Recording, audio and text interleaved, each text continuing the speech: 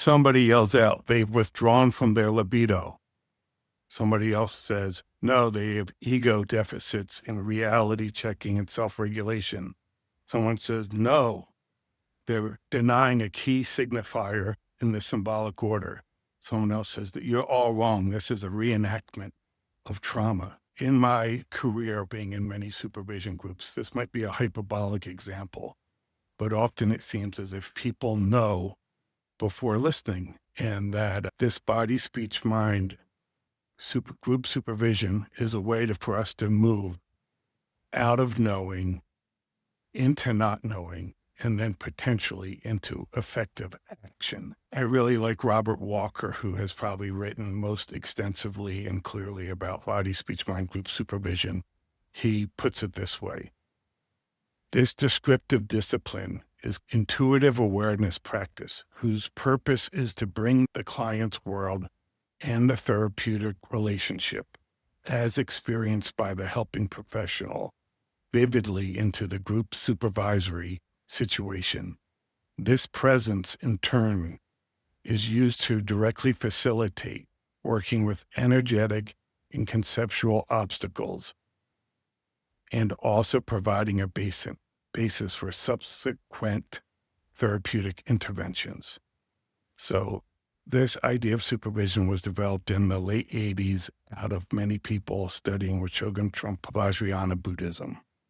So many people contributed to this beyond Walker, Bonnie Rabin, Ed Podbull, Karen Wagella, Chuck Knapp, Jeff Fortuna, Ren Fritzland, and many more.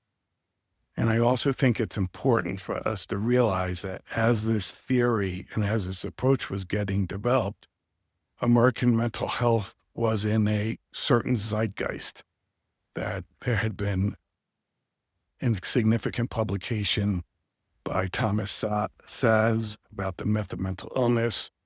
Hardy Lang was writing about phenomenological experiences.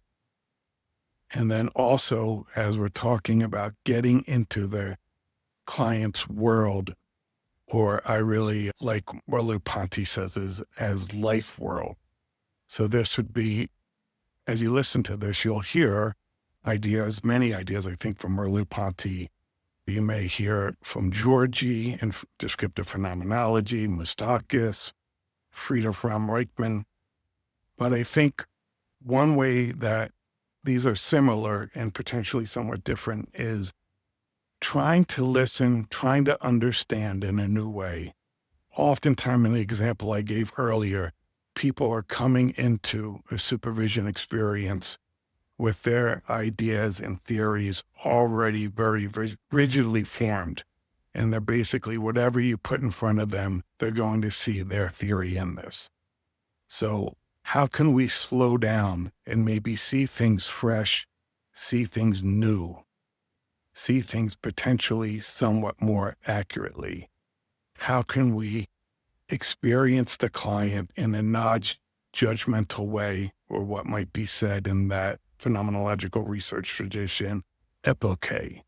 So in this idea for us to do this, in this body, speech, mind tradition, it seems very important to have a mindfulness meditation practice, something that will tame our mind and be further along on that path, that we'll start to notice our own patterns. We might notice our own biases, our own rigidity in thinking, and have some kind of mind stability where there's openness to seeing things freshly, hearing things freshly, and then having the stability of mind to eventually contemplate or think critically about what is being presented to one. So while Buddhism is a non-dualistic belief system, it uses many structural ideas and many structural patterns and taxonomies. So in this practice, body, speech, mind, it's using the structure of what's sometimes seen as the three doors of action in some schools of Buddhism. How do we interact with the world? How are we engaging with the world? So body would refer to physical actions. What are we doing? What's our body like? Very embodied, grounded, It could include health concerns. It could be how someone walks, their level of physical activity. But it's one way we relate to the world is through our bodies. And it's one way we get information from others is from their body. And so much bias, as is seen in the research, from our perceptions of others and what that may signify. So in Buddhism, the second door of action would be speech. What does someone say? How do they say it? What's their tone of voice? What's their rate of speech? But it also expanding, where body might be more insular or independent. Speech has a relational element. So the ideas of relationships are often stressed in they're part of this practice relating to speech. And then there's mind. So as given in my first example, our thoughts and our ideas and our intentions, whether conscious or unconscious, impact how we engage with the world and how we engage with others. Basically, this practice goes back to what might be seen in Buddhism as maybe our six senses of how we gain information about the world. So these would be our common five physical senses: sight, hearing, smell, taste, touch, plus mind. Buddhism has a sixth sense of our thoughts, our ideas, our mental objects. Let me make some comments about the structure. So this is done in group supervision, maybe a few people, 3, 4 people, some who know the client, some who don't know the client. And I've seen this done with as many as 20 participants, some who have worked with the clients and others who might be engaging with the client in a new way. So typically there's some kind of mindfulness practice before beginning. And this is, again, to clear away the energy, the thoughts that was happening before the session and helping people be present and be with what is happening in the moment, as opposed to just following either their theories or their mood or what was happening for them. Since this happens in a group, many of the classic paradigms of group psychotherapy or taking organizational meetings or group supervision are in place. So generally, the person presenting will do most of the talking, although other people are invited to come in when they have something useful and poignant to say, when they're following their true curiosity and not putting their perception onto what's going on. We are pausing judgment, we're pausing meaning making at the very beginning stages of this practice. So ideally, people have some awareness of what they're saying, why they're saying it, but at the same time, there's a certain value placed upon people bringing in their associations, bringing in their own bodily experiences.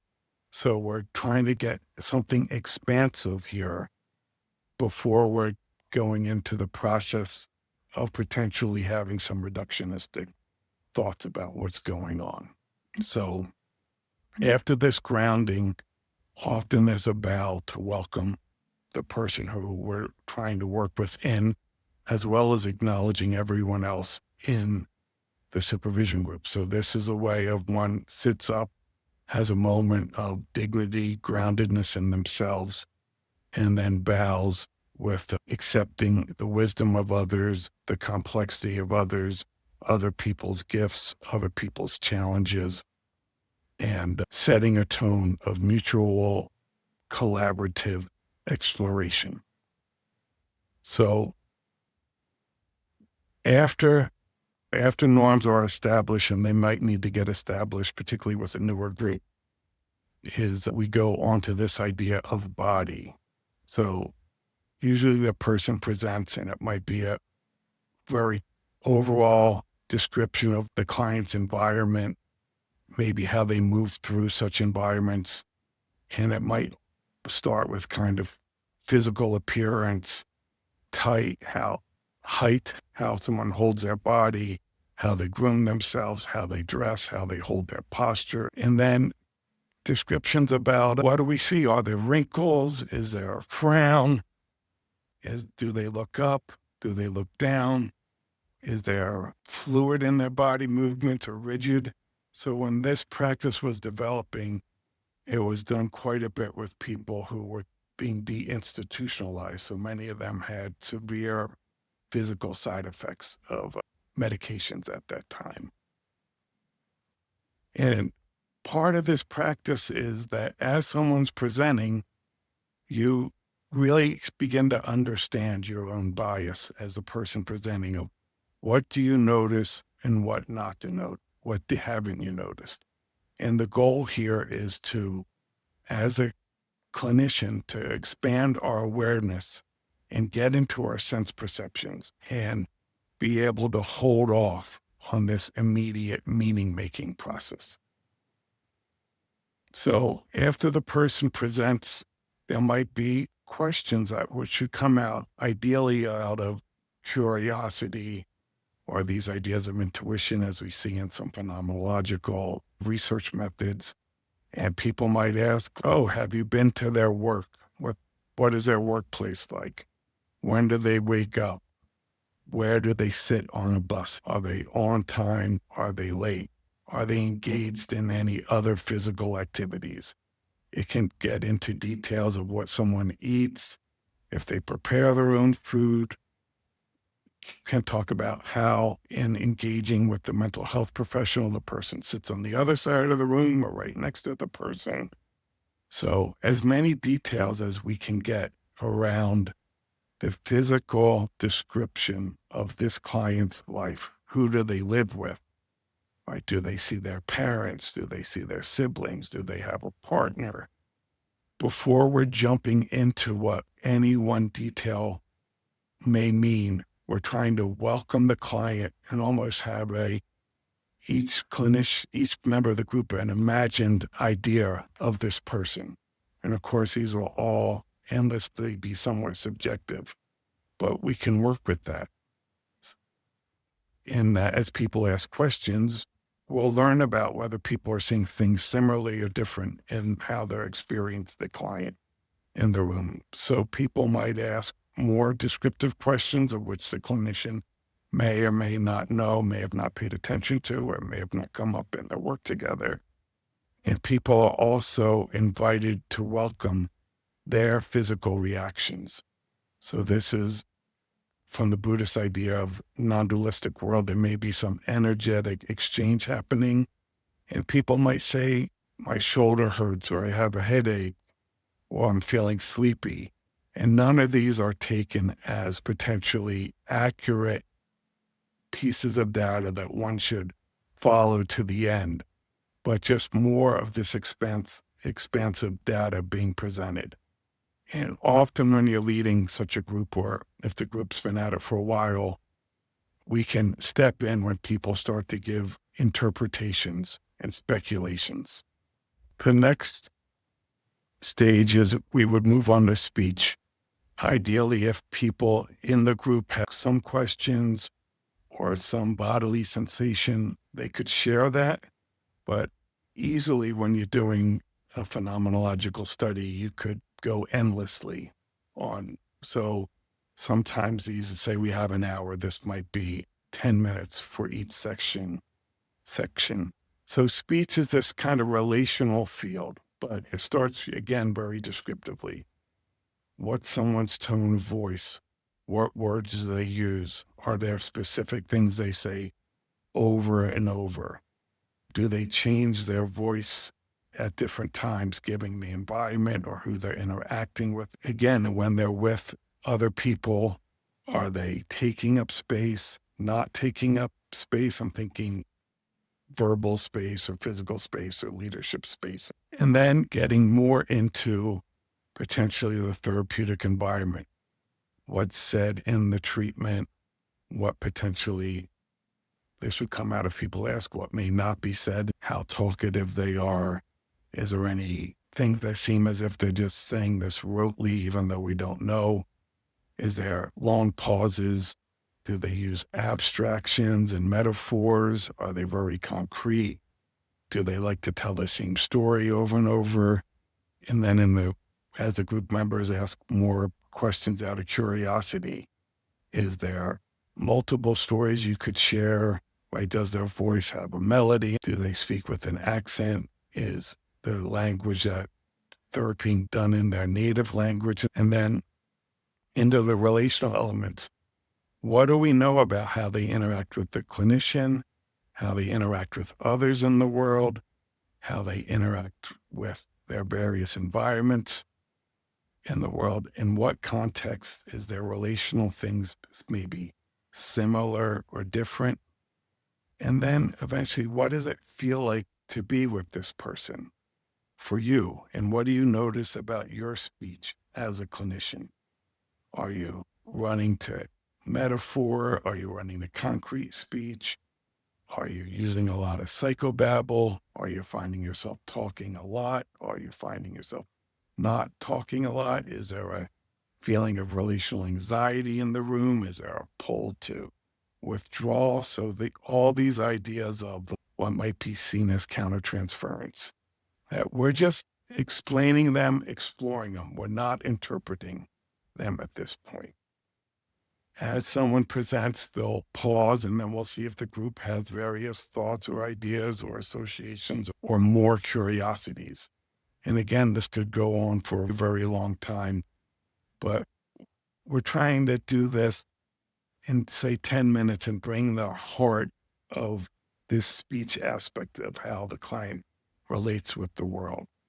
Now, a very important piece, just like we may not notice things when we're describing a client's body or environment, we may not know things about their speech. And this can be really helpful. It's not, oh, you didn't notice this and I got you, but this is the group's intuition, the group's training, the group experience of what might be next areas of exploration, of study, of consideration, right? Whether it's psychoanalytic or humanistic existential traditions, there's a phenomenological approach, even in therapy, to understand the client with greater and greater depth, and ideally not rushing to a diagnosis, whether that be a DSM-4 diagnosis or some theoretical structural diagnosis that comes out of a different tradition.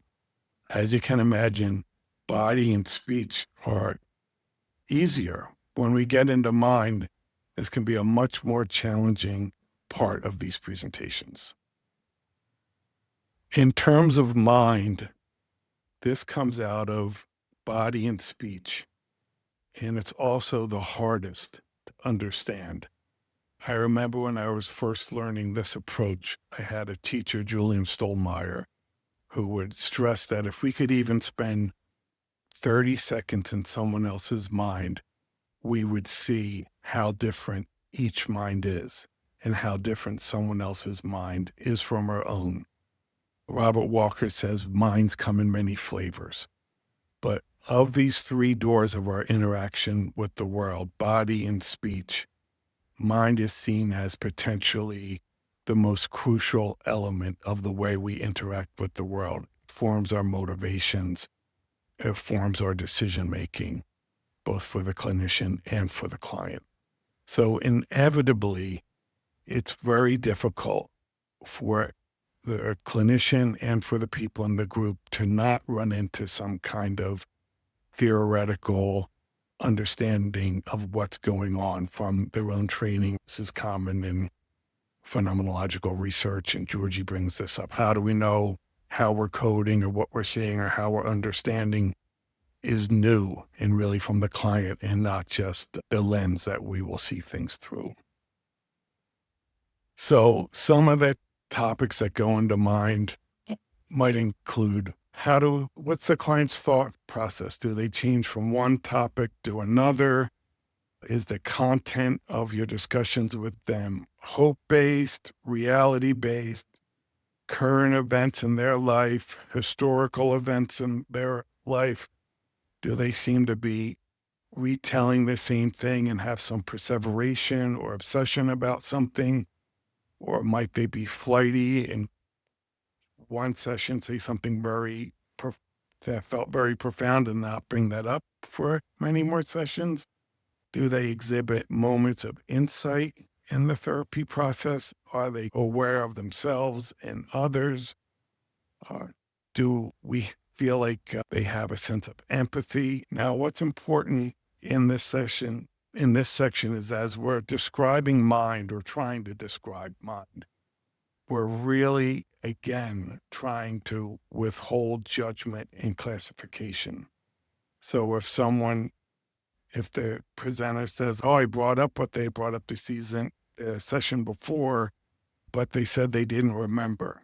We just take that as is, and we don't run to interpreting this as disassociation or some kind of defense mechanism or some embarrassment that they don't want to say it again. So we're trying to understand how the client thinks. Is there logic to the way they think? Thinking of Lacan, is their life or their mind structured like a language? Are they very analytical, really intuitive? Do they think in abstract words, more like poetry? Or are they really more the kind of objectively scientific? Right? Do they make things up? Do they stick to the facts? Do they trust the world? Do they not trust the world? How engaged are they? How much information, how many topics will they consider in understanding themselves or understanding the world? Or do they go back to maybe some kind of habitual kind of ideas about how they understand things? How do they understand their life, their story, their current situations? And then inevitably, when the presenter finishes, there'll be lots of questions, which, may be inevitably coming from, even if they're trying to prevent it, from the other group members' experiences and training. And I think we see this as inevitable, but it can be insightful and it can bring in new information as we're painting a very broad picture of this client. And also, what is the clinician's mind like when they're with this person? So are they engaged? Are they curious? Are they bored? Are they wanting to get away? Are they daydreaming? Do they find themselves wanting to push into some topics and not other topics? And again, without interpretation. So this is where typically some body speech mind presentations stop. So it's just an exploration of body, speech, and mind. And then depending on the setting and who's leading the supervision, it might just stop. And then the clinician and the group might sit with this, taking time before making interpretations or even before making any theoretical suggestions. Sometimes some pragmatic ideas are presented about how to proceed. But I want to stop here at this point. So this would be the basic structure of bringing mindfulness, bringing grounded, and having this kind of descriptive phenomenological experience, first of body and then of speech, and then doing the best we can to see how we might understand the landscape of this person's mind. So what happens often in mind, which I think is really interesting, and I got from being an early participant back in the early 90s, is that sometimes the group might sing a song lyric, or they may say, I like to do a body movement, or they may say a color or a line of poetry.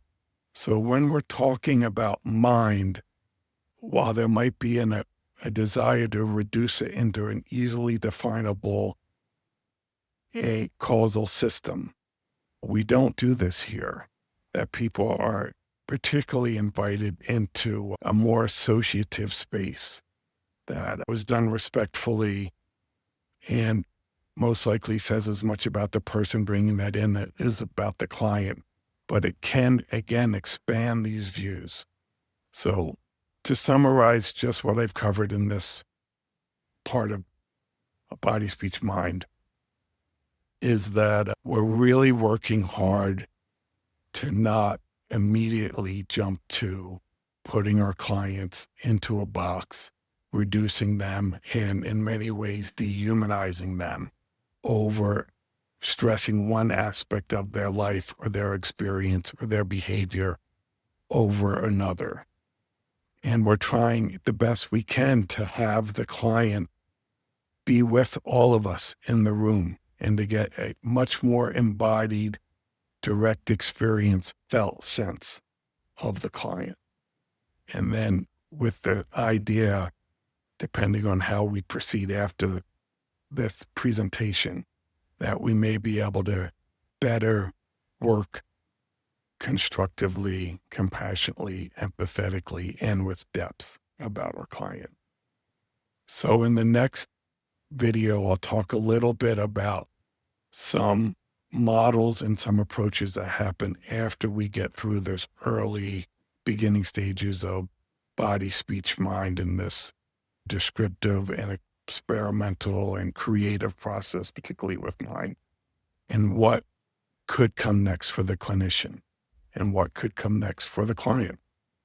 So I hope this makes sense. I highly recommend reading everything about body, speech, mind, but particularly the chapter in this book, a practice of inquiry. So that's what we're doing. We're inquiring about the client. That's where we start.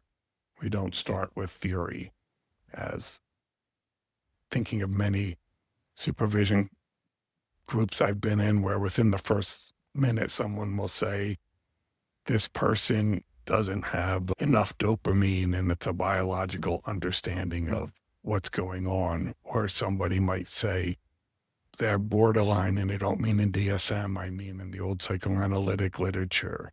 So just so quickly coming to a conclusion about a client as if that's psychology and psychotherapy and counseling can be a very reductionistic practice, which I think we need. It informs how we make decisions, how we classify people, how we do different types of research. But in the spirit of, I would say, critical thought, phenomenology, diversity and inclusion, postmodernism, Buddhism, that we're being very skeptical of our taxonomies and our categorizations, that we understand these in the deepest sense of Buddhism, that this is the relative world, and we're not capturing the complexity of cause and effect and karma and lived experience and direct connection with our client when we're putting up these barriers to, might be uncertainty about how to proceed with the client, the pain in the client, or the resonance we might have to the client's pain. And we're just trying to be with before we move forward. So we'll talk about moving forward in the next video.